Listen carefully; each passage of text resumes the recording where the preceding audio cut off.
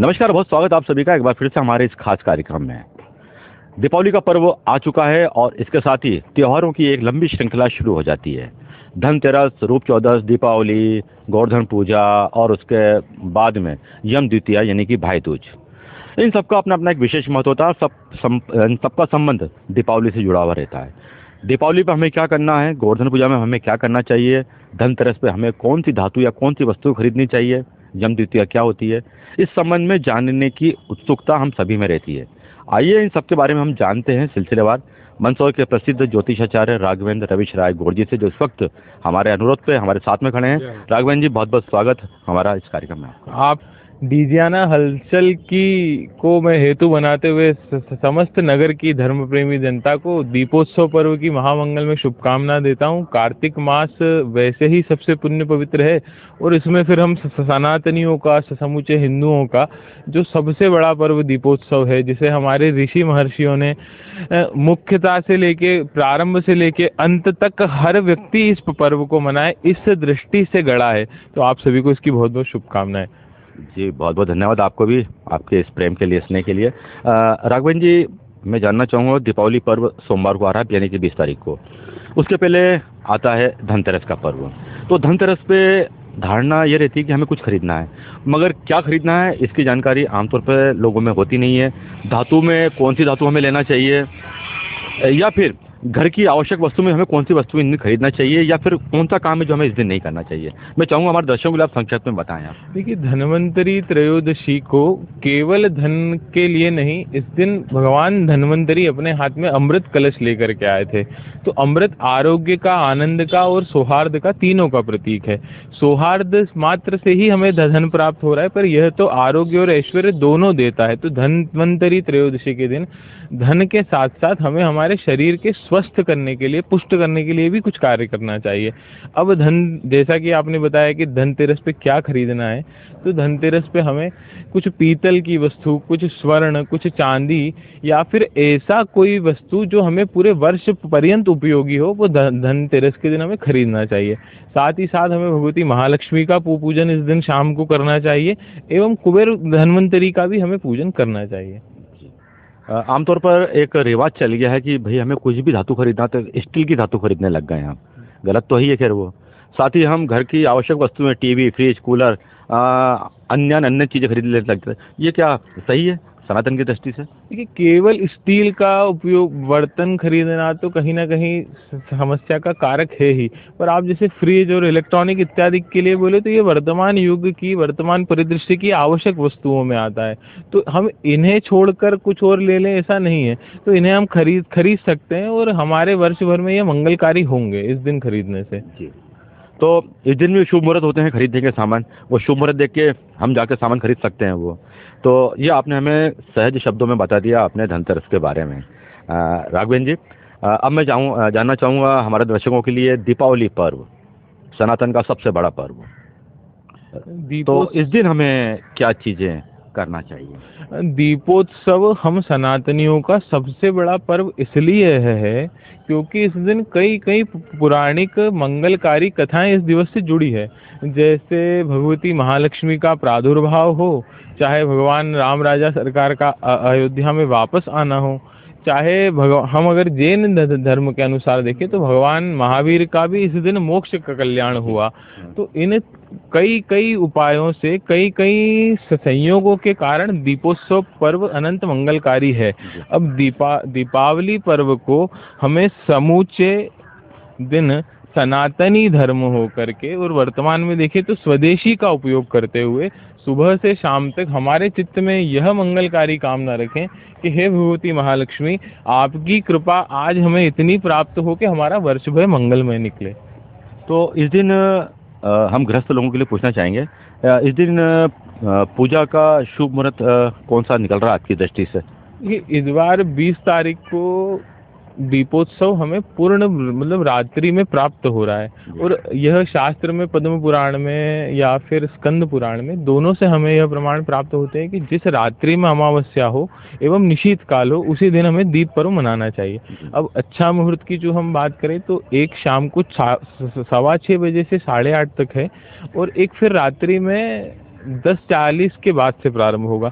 और चौकड़ियाँ हम अन्य विद्वानों के द्वारा देख ही सकते हैं। अच्छे मुहूर्त में शाम को प्रदोष काल में ही हमें दीपोत्सव का पूजन कर लेना चाहिए। तो दीपोत्सव में आमतौर पर पूजा की एक पद्धति होती है, मगर जहाँ तक मैं समझ पा रहा हूँ कि हर घर में हम अलग अलग पद्धति से पूजा करते हैं, अलग अलग सामग्री का इस्तेमाल करते हैं। तो मुख्य रूप से इसमें कुछ ऐसी सामग्री बताइए जो पूजा में अत्यावश्यक हो। देखिए, भगवती महालक्ष्मी को खील बहुत पसंद है, भगवती महालक्ष्मी को कमलगट्टा बहुत पसंद है, भगवती को केसर बहुत पसंद है, भगवती को आप कमल का पुष्प बहुत पसंद है। तो अगर इन सब में से कोई एक वस्तु को भी हम जुटा के भगवती को दिवाली की रात्रि में अगर समर्पित कर पाते हैं तो वह हमारे लिए अत्यंत मंगलकारी होगा। केवल एक किसी वस्तु पर टिकने की अपेक्षा हम हमारे मन का सद्भावना भगवती को कितनी समर्पित करते हैं वह और ज़्यादा मंगलकारी है। तो हमें हमारे सच्ची श्रद्धा से भगवती का पूजन उस दिन करना चाहिए। सच्ची श्रद्धा से की गई पूजा फलदायी होती है। सीधे सीधे शब्दों में बात करें तो ये चलिए, दीपावली के बारे में भी आपने बहुत सहज शब्दों में हमारे दर्शकों के लिए बताया आपने। अब बात करें रूप चौदस की, क्या होना चाहिए इस दिन? ठीक है, पहले एक पर्व और आता है रूप चौदस का। मैं शायद उसके बारे में बात करना भूल गया आपसे, तो मैं चाहूँगा कि आप हमें उसके बारे में बताएं कि उस दिन रूप चौदस का मायने क्या है, तात्पर्य क्या है उसका, और उस दिन क्या करना चाहिए। कि सनातन ही एकमात्र ऐसा धर्म है जो व्यक्ति के जीवन के हर पक्ष को छूता है। तो हमारे सनातन में यह है कि हम सुंदर भी दिखें, हम आकर्षक भी दिखें। इसके लिए भी हमारे ऋषियों महर्षियों ने एक सुंदर पर्व को मनाया जिसका नाम रूप चौदस है। अब उस दिन भगवान ने, जिसको नरक चतुर्दशी भी कहते हैं, तो भगवान कृष्ण ने इस दिन नरकासुर का वध किया था। तो एक पर्व तो यह है। साथ ही साथ भगवान महादेव भी इस दिन पूजन से प्रसन्न होते हैं। तो यह पर्व भी अच्छा, महादेव जी से जुड़ा हुआ पर्व है ये? जी से भी जुड़ा हुआ है। अरे, ये जानकारी नहीं थी। और महादेव की साथ साथ हमें इस दिन आरोग्य के देवता के पूजन करना चाहिए। और भगवान महादेव से सुबह जल्दी स्नान करके उपटन लगा के, बेसन लगा के हमें भगवान महादेव से यह प्रार्थना करना चाहिए कि वर्ष भर हमारा सौंदर्य बढ़े, क्योंकि सबसे सुंदर देव भगवान महादेव ही हैं, जो भभूत लपेटे हुए हैं। जी। भूत भावन है। चलिए, बड़े आप संक्षिप्त शब्दों में आप हमारे दर्शकों के लिए जानकारी देते जा रहे हैं। अब हम बात करें गोवर्धन पूजा की। उस दिन हमारे गोवंश को पूजने की एक विशेष महत्वता रहती है, पूजा जाता है उनको। तो इसके पीछे का अर्थ क्या है, और गोवर्धन पूजा किन किन लोगों को मनाना चाहिए? गोवर्धन पूजा समूचे हिंदू मात्र को मनाना चाहिए, क्योंकि हमें यह समझना चाहिए कि जब भगवान कृष्ण इस धरा पर आते हैं तो वो विप्र कुल में नहीं आते, वो क्षत्रिय कुल में नहीं आते, वो वैश्य कुल में नहीं आते, वह गोकुल में आते हैं। तो गैया का, तो हमारे सनातन धर्म से गौ से बड़ा कुछ नहीं है। तो और वैसे भी अगर हम इसको शास्त्र दृष्टि से देखें तो भगवती महालक्ष्मी का अगर कहीं वास है तो वो गाय के गोबर में वास है। इसीलिए हमारी सनातन परंपरा में घर पे गोबर से लीपा जाता था, ताकि भगवती लक्ष्मी का हमारे घर पर आकर्षण हो। तो गोवर्धन पूजा समूचे हिंदू मात्र को करना ही चाहिए। अब अगर आप पूजा नहीं कर पा रहे हैं तो उस दिन अपने मन में भगवान गैया के प्रति, गोविंद के प्रति श्रद्धा रखें, और यह करने से हमें वर्ष भर आरोग्य ऐश्वर्य प्राप्त होता है। अच्छा। यदि हम गायों की पूजा न कर पाएं, उनके प्रति श्रद्धा रखते हुए उनको नमन कर लें, तो भी हमें वही फल प्राप्त होगा जो विधि विधान से पूजा करने से प्राप्त होता है। बात करें यम द्वितीया यानी कि भाई दूज की। कायस्थ समाज का एक बहुत बड़ा पर्व होता है भाई दूज का। इसके बारे में आप थोड़ी हमारे दर्शकों के लिए जानकारी दें। यम द्वितीया की दो कथाएं प्रेक्षित है। एक दिन तो भगवान चित्रगुप्त का इस दिन प्रादुर्भाव हुआ है, साथ ही साथ यम और यमुना से संबंधित भी इस दिन की एक कहानी है। यम और यमुना से संबंधित कहानी यह है कि उस दिन यमुना ने यम को टीका किया था और ये कहा था कि आज के दिन अगर कोई यमुना में स्नान कर लेगा तो उन दोनों भाई बहन को कभी जीवन में नर्क नहीं देखना पड़ेगा। और साथ ही साथ भगवान चित्रगुप्त इस दिन इस धरा पर प्रादुर्भित हुए। तो दोनों पर्व बहुत, मतलब दोनों संयोग बहुत इस दिन मंगलकारी हैं, और समूचे कायस्थ मात्र को या फिर समूचे सनातनी मात्र को इस दिन भगवान चित्रगुप्त का और धर्मराज का पूजन निश्चित करना चाहिए। अगर उस दिन यह पूजन कर लेते हैं तो हमारी दृढ़ मान्यता यह है कि उनको फिर नर्क में नहीं जाना पड़ता। अच्छा, ऐसी मान्यता है कि यदि चित्रगुप्त जी का हम पूजन कर लें उस दिन, यम द्वितीया के दिन, भाई दूज के दिन, तो ये एक सीमित क्यों रह गया ये पर्व? आज जब इतना बड़ा पर्व है तो सिर्फ कायस्थ समाज तक ही सीमित होकर क्यों रह गया ये पर्व?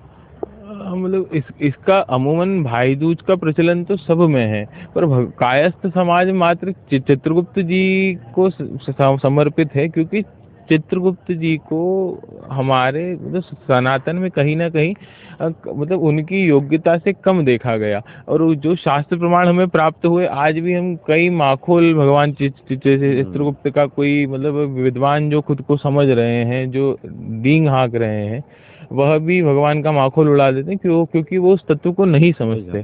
तो इस दिन अब हम भगवान से यह प्रार्थना करते हैं कि सभी भगवान चित्रगुप्त के तत्व को समझें और सभी के चित्त में भगवान प्रादुर्भित हों। बहुत अच्छा। तो राघवेंद्र जी, आपने बहुत ही सारगर्भित जानकारी हमारे दर्शकों के लिए पहुंचाई। कुछ जानकारियां मुझे ही प्राप्त हुई हैं। कार्तिक मास है, तो अब चलते चलते कार्तिक मास के महत्व के बारे में आप थोड़ा हमें बता देंगे तो मैं सोचता हूँ कि हमारा ये कार्यक्रम पूर्ण हो जाएगा। कार्तिक मास के लिए कहा गया मासा नाम कार्तिकः श्रेष्ठ हो। कार्तिक मास समूचे मास में श्रेष्ठ है। दामोदर मास भी इसे कहा गया। कार्तिक मास इतना इजी है, इतना इजी है, इसमें सिर्फ एक दीपक जलाने मात्र से आपका वर्ष भर का आर्थिक और सामाजिक और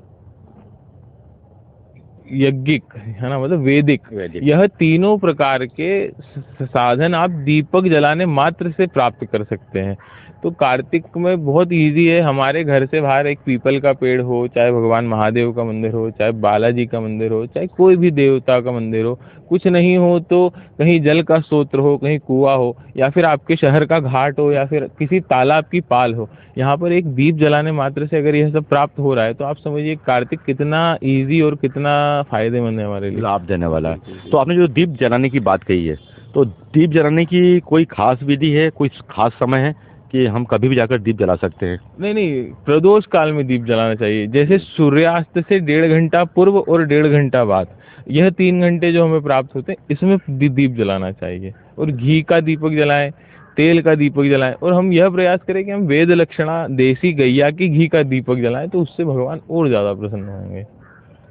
तो ये आपने देखा आपने अभी कि किस सहज शब्दों से आज राघवेंद्र रवेश राय गौड़, जो कि मंदसौर के प्रसिद्ध ज्योतिषाचार्य हैं, कम उम्र में इन्होंने जो योग्यता हासिल की है उसके कायल काफ़ी लोग हैं।